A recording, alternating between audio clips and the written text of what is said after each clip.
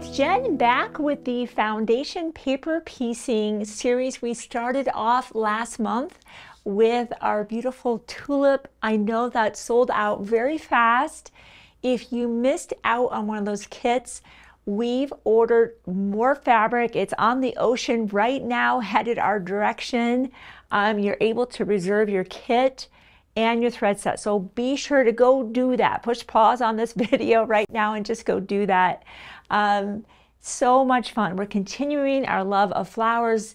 In May for Mother's Day, we have our beautiful rose. So there's some different things. Diane, again, is really the one kind of drawing these projects, and I'm adding fabric, and it's been a fun collaboration for us. And she's making the samples and giving me stuff to pass on to you. So some things we'll be covering today are some more acute angles, almost a parallelogram this time.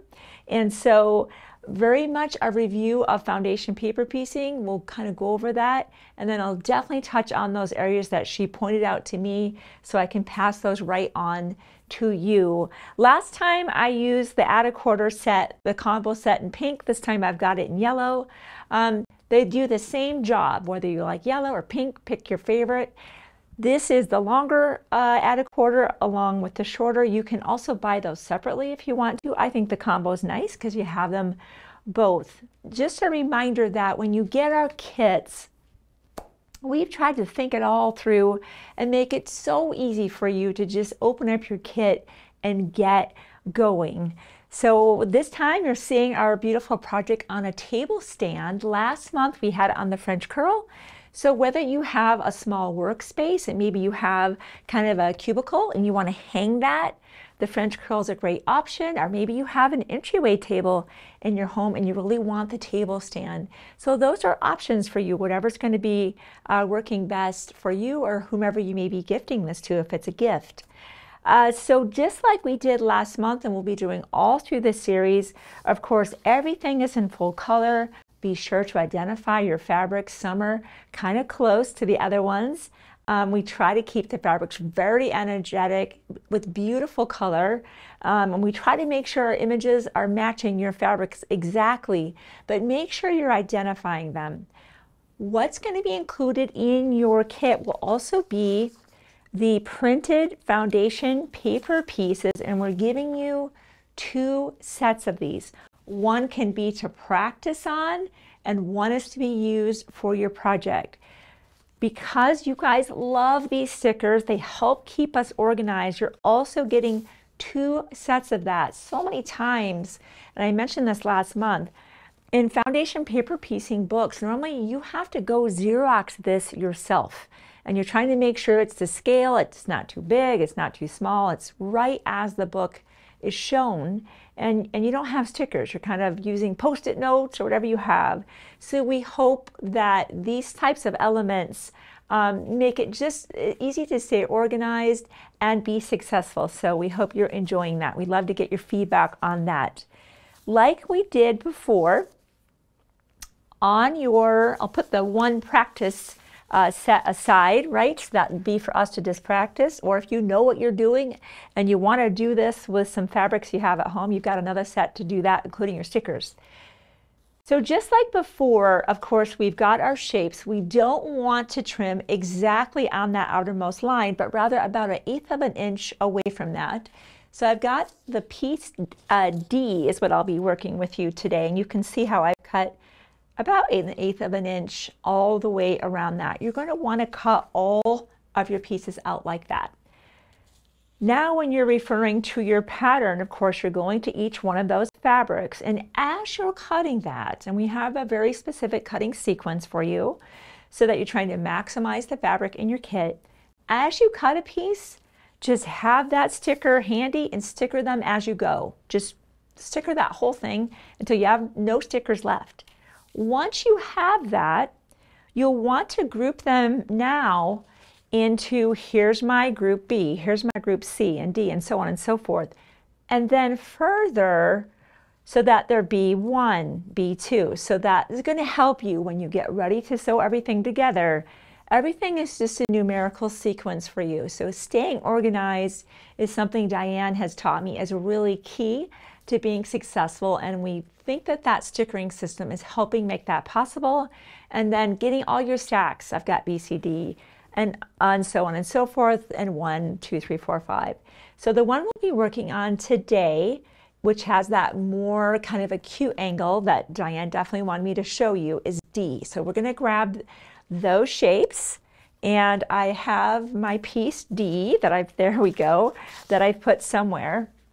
And then we'll do some assembly together. I want to go over that. She had some pointers, some really cool pointers that I thought have just led to everything just lining up beautifully. You're not hoping for it. She's got a technique that nearly assures that alignment will happen. So just like before, when we get ready to work with our piece, we want to always find that lowest number, which in this case, of course, is D1.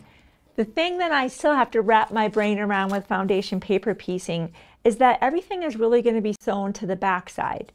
You would think that the side that has the numbers and the letters and the lines is the front side, but it's not. This is where the fabric will be. If you want to use the assistance of a light box, because it's a little bit easier to see through, by all means do that if you have that at home. If you're going to do a lot of foundation paper piecing, maybe that's worth an investment in the wafer one. Whatever you've got at home to assist you with being able to see through the placement, by all means use it. What I'm getting at here is D1, which of course is the very center of our beautiful rose, is where this will all begin for this section, section D. So we want to make sure that we're not just covering D1, but as we mentioned before, you want to envision a 1/4 inch seam allowance all the way around that. So as we position that fabric wrong side to wrong side, we are kind of either holding that up to the light, or you can use the assistance of that light box, right? And it's pretty easy with D1. I can see all this fabric poking around. I'm not concerned that I have a 1/4 inch. I have all of that for sure. And I'm going to put just a little bit of a dab of glue back here. And I think I picked up a thread there on the ground. We do a lot of sewing on set, so you can imagine we've got a few threads here on our carpet in our video room. So that piece is on. D2 is next. So the first thing we want to do, remember TSP, trim, sew, press. So we're already at our first stage where we're going to use our add a 1/4 plus our kind of our structure that comes inside our ruler combo to place on the line between D1 and D2.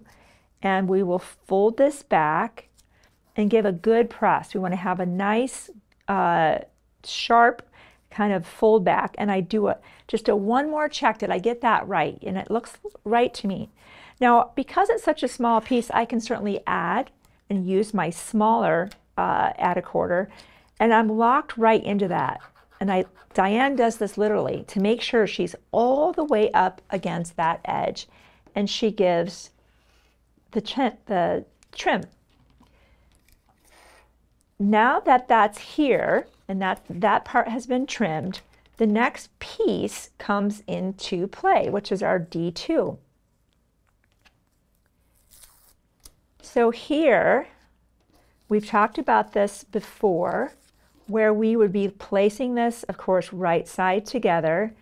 You want to envision flipping that back, or just simulate flipping it back. And again, we want to make sure we have a 1/4 inch all the way around, and we easily have that. So I'm just going to place these right side together, put a little pin. As a reminder, we want to sew on a shortened stitch length. I have it at a 1.5. I've got kind of a light gray in there. We'll start about three little stitches on a length of 1.5 out here. So exactly on the line, and about 3 stitches after. So remember, we've done the trimming. Now we're going to go do the sewing, followed by we'll be doing some pressing. Okay, so we'll start a little bit before.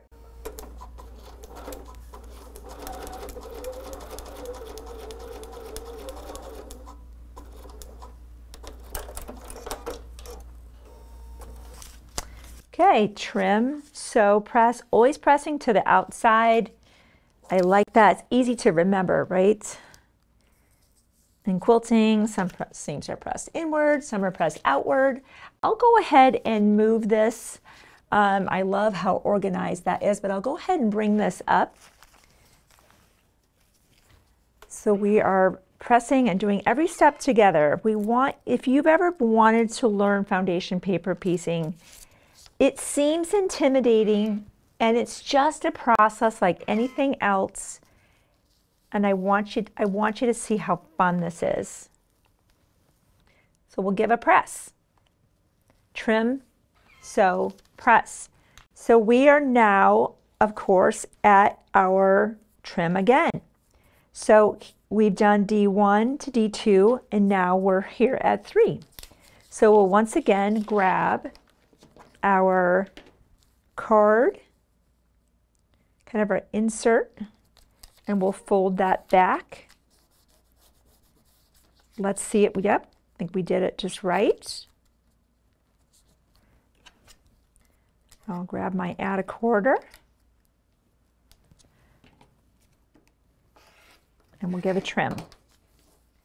So we have the same really pretty fabric. I love the texture of this fabric. I had fun picking out the fabrics for this. So once again, as we think about, we're not here. We're trying to cover that space, right? We're trying to cover this space right here. And I can see that's going to be no problem with the fabric in that position. So I'll pin and we'll go sew.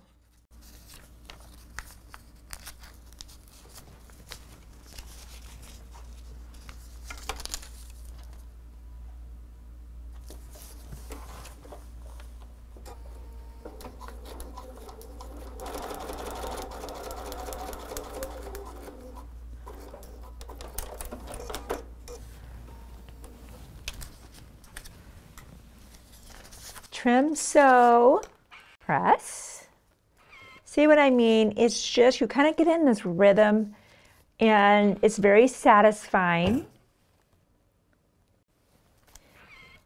So we've done this, and now we'll turn it once again and pull that back.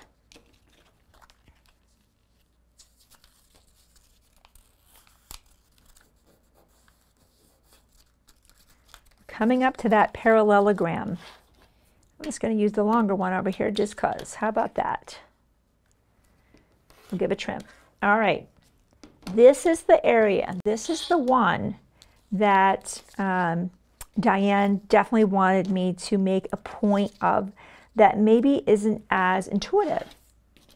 So we have our shape, of course, like this, and our D4, keeping in mind that we have to envision 1/4 of an inch all the way out here.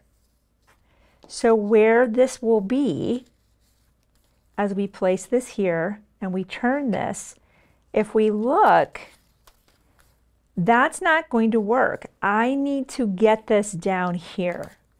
So we need to scoot that down.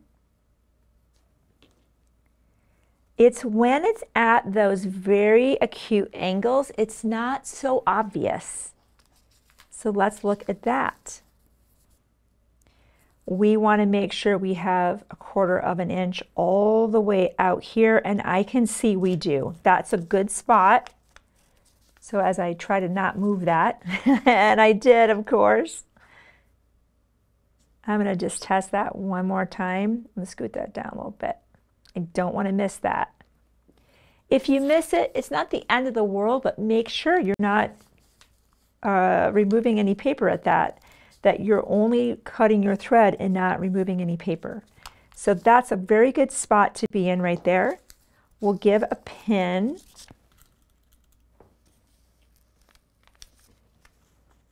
And let's head over to our machine.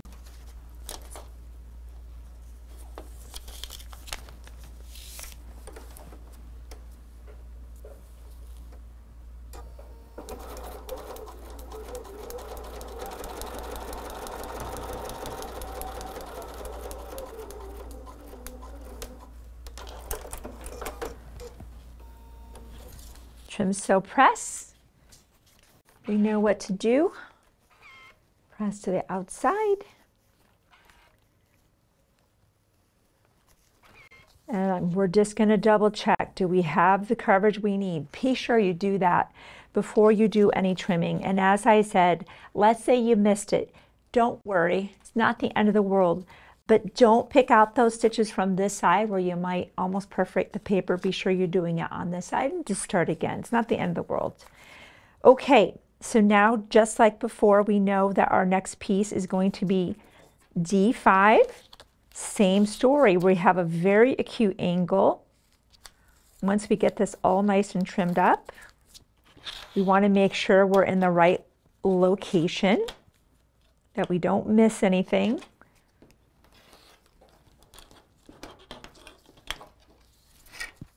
And this is us so far. Piece 5. This is Fossil Fern from Benartex.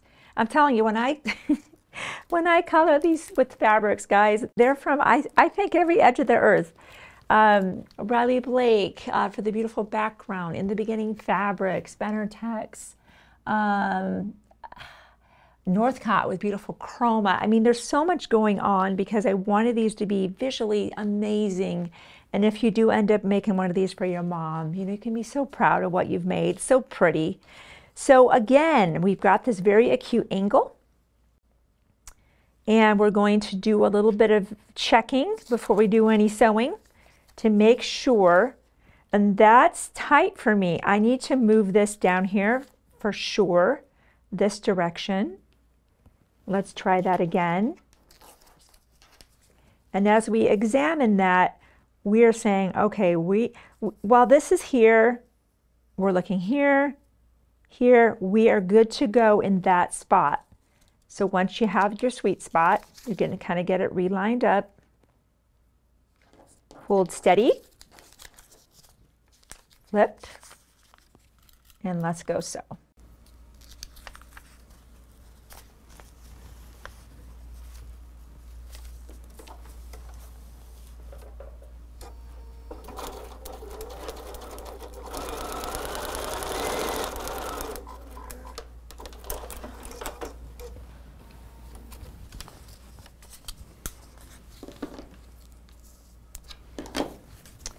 Trim, sew, press.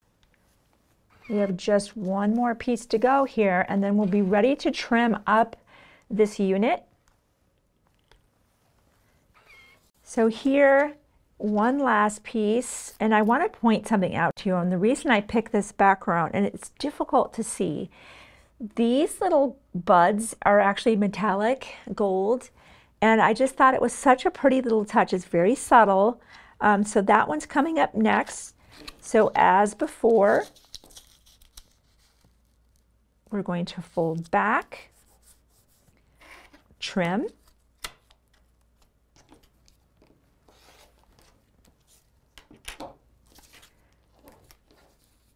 this one we can see we've got plenty of coverage right about there. Will definitely work.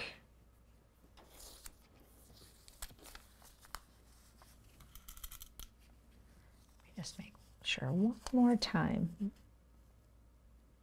Yep.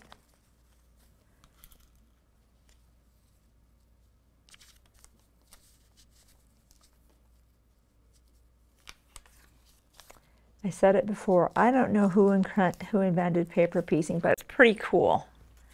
And for years, I was too intimidated to give it a try, even though I thought it looked so cool. So I'm glad here we are learning this and doing this together.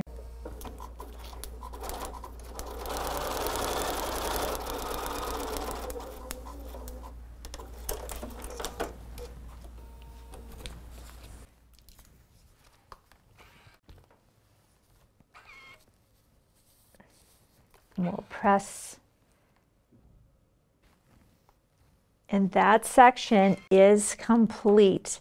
So we'll grab a straight edge here, and we want to now trim this unit. And you want to be really accurate about that. If you've got a spinning mat, by all means use it. If you don't, Not a big deal. No reason to run out and get one by any means. I'm going to trim that up a little bit better.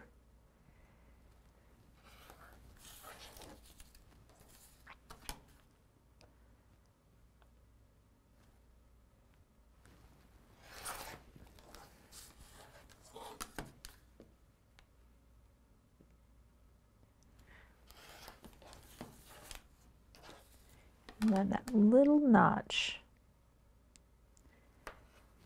Okay, let me clean up a touch here. And we're going to look at our pattern. So this section now, let's look at our pattern so we can kind of get you a frame of reference. We're here in our pattern right now. This is the section D. The other section, of course, right next to it, same thing. I wanted to show you the one that had those parallelograms, give you some pointers. Now we're here. Alignment is going to be very important. So as we look at this, we can see this intersection and this intersection need to line up, and that intersection and this intersection need to line up. And you're like, how? I can't see them. This is where Diane's technique comes in, and it's awesome.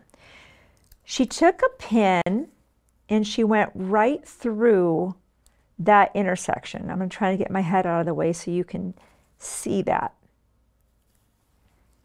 Then she's like, okay, I want this and this and this and this to join, but where? The pin goes through here and right there. She leaves that in for the moment. So that is absolutely straight down. Now with this next location here,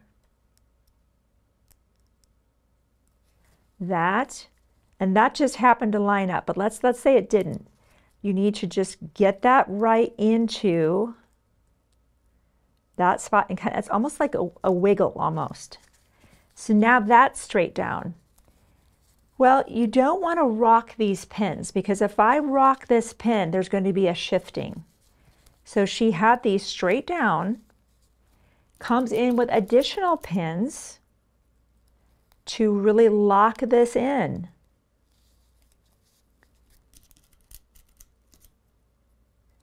We don't want anything shifting. Even if you want to come in with one over here, whatever you want to do. Once that's not going anywhere, then she removed the pins.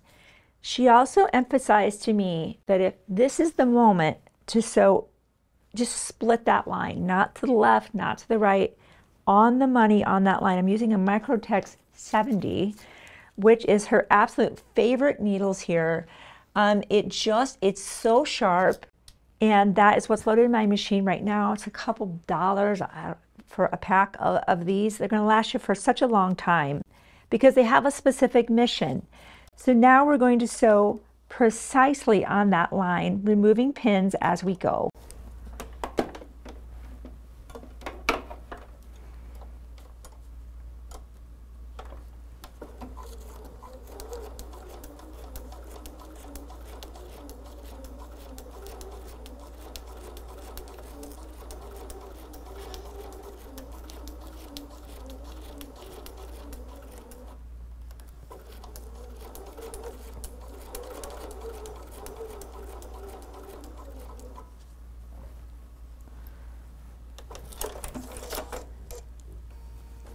Okay, let's see how we did. Let's see how we did. Oh, and that's so pretty. And she pressed her seams open. Remember her mentioning that to me.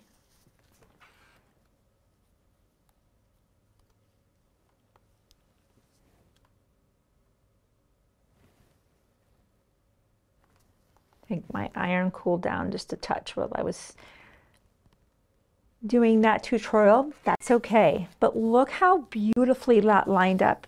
If you want to trim off that little dog ear, by all means, line up that ruler. And see how that technique is, it's like I said, it nearly ensures it's where it should be. And if it's not, seam rip and start again. Now what I should have done, and she had mentioned to me, is for the foundation paper piecing, be at 1.5. But when you start sewing the pieces together, you can be at that too. So if you do need to seam rip something, it's not so miserable to do it, right? That's some pretty short stitches on a 1.5. So we have this section here. We have our two other sections, this one over here and this one over here. Similarly, when she placed these right side together, she did the same technique where she started in her corners with her pin, going right in that corner,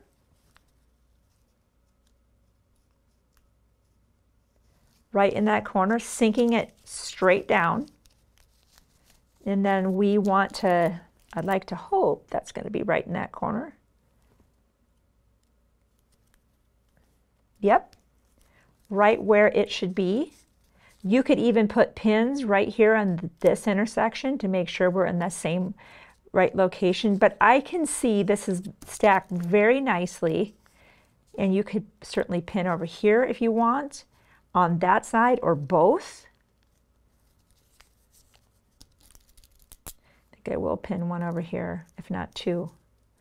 We don't want anything to move.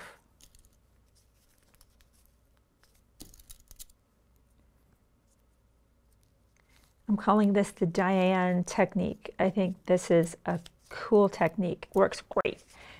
Again, so I hear her voice telling me so exactly on that line. So let's do that.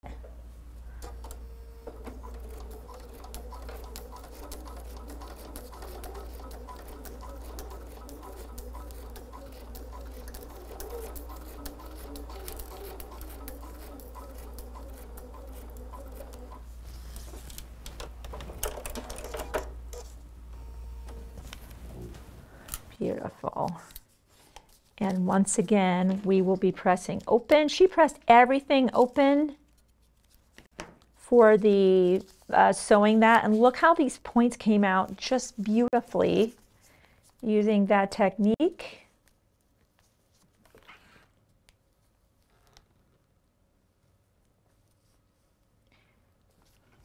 So of course now we have this lovely notching right there. You can see how this can't be any other place. The way we drew our foundation paper piecing is we wanted these when it's obvious where it has to be. Like we can't be anywhere else but here. And when it just kind of sits so beautifully in those corners, I'm going to go sew that. And the other thing we'll be sewing on is that corner. That's another different part about this project that will involve the glue. Once again, remember in our last month project, the only time we ever used the glue was in that centerpiece. And this will be a little bit different on this final piece. But let me go ahead and sew this on first.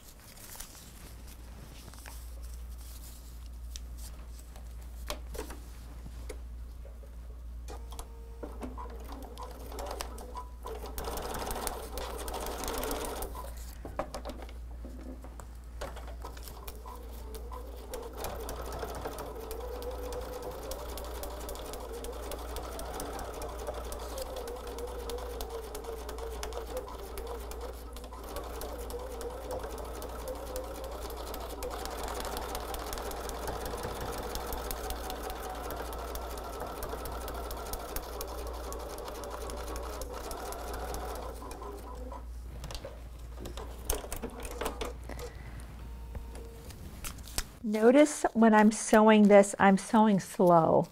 You know, we're not doing strip piecing and quilting where you can just go, go, go. It's much slower, much more intentional, so that everything is just lining up.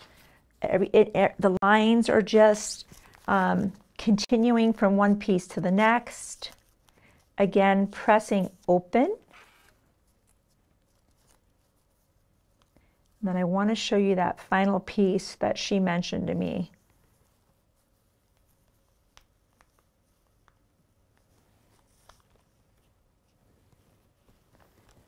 That's between all the paper, all the seams. You're going to have to keep your iron in position a little longer than normal to get those seams to want to go where you want them to go. So now, I must have pressed that piece.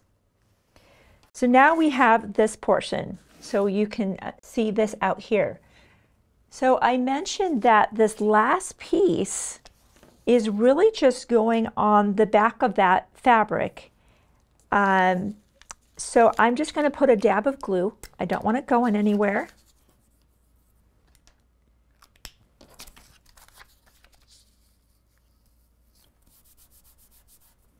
And I'm going to trim that up because that's just going to be sewn on to that corner. This is really the only thing I need to trim right now, but I can just trim around the perimeter.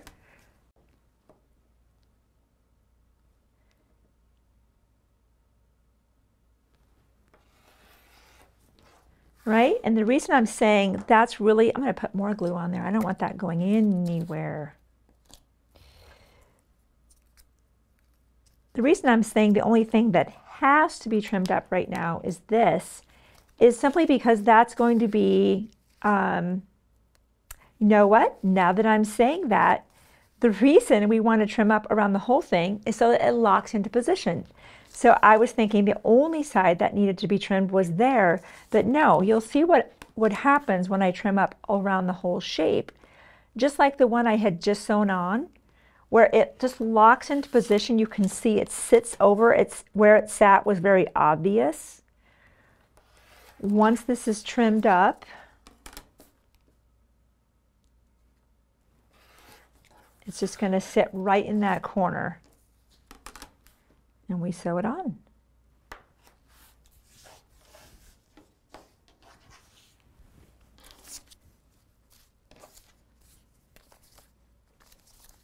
That's what I'm talking about. Is it just, there's no place else for that to possibly be, and then we sew on. So let's do that. We certainly want to do that. We have the lower portion of our rows already sewn together. So I definitely want you to see how beautiful this is, even without your borders on.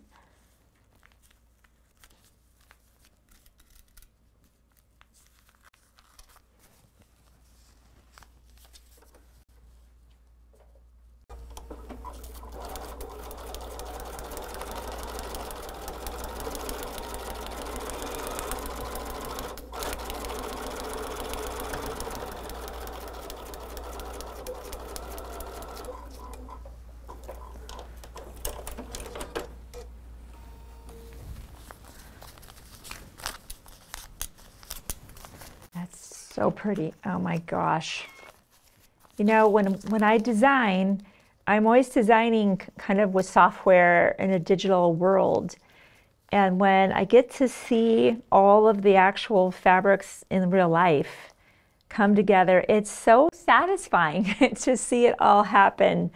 And it's almost always so much prettier in real life because you're seeing the texture and the thread count and all the things that make fabric so fun to work with. So now we have our upper portion of our rows. Of course, we have this portion where once again, there's just no other place for this to sit. And I cannot resist to finish this with you. I have to do it, I think. And I mean, you know what's coming, right? I'm just going to sew on that line, but I want to show that to you. I want to see it myself too. I want to have some fun along the way here. Diane got to make the sample, and of course I'm off busy designing the next month's project, so it's fun to get to sew too.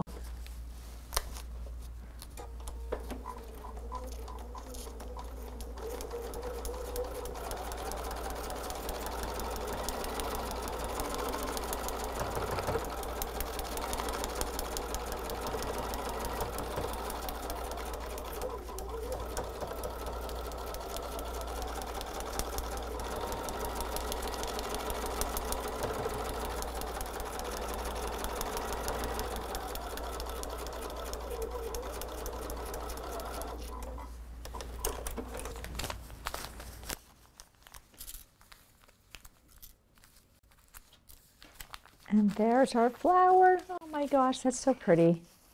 It's so pretty, and it's so rare to see purple roses. I've seen them a few times at a nursery here in the area. I mean, you're used to seeing pinks and reds and whites and yellows, and it's so special when you get to see a purple rose. Somehow purple's the Mother's Day color, so we definitely combined that iconic color with flowers for mom, a rose, and purple rose being as special as it is because our moms are special. So we thought it was a beautiful, beautiful combination. So we'll just press that last seam open and you can see this is done. Now you're starting to take the paper off. So you will definitely start, tearing that away, get a friend to help, kids, whoever is willing to help, removing all of that as best you can. The tweezers were helpful. Sometimes in those corners, it can be hard to get that, and just those little tweezers are definitely helpful. Once that's all removed, you're going to put the borders on, and Diane had another tip for you. She's full of tips on this one.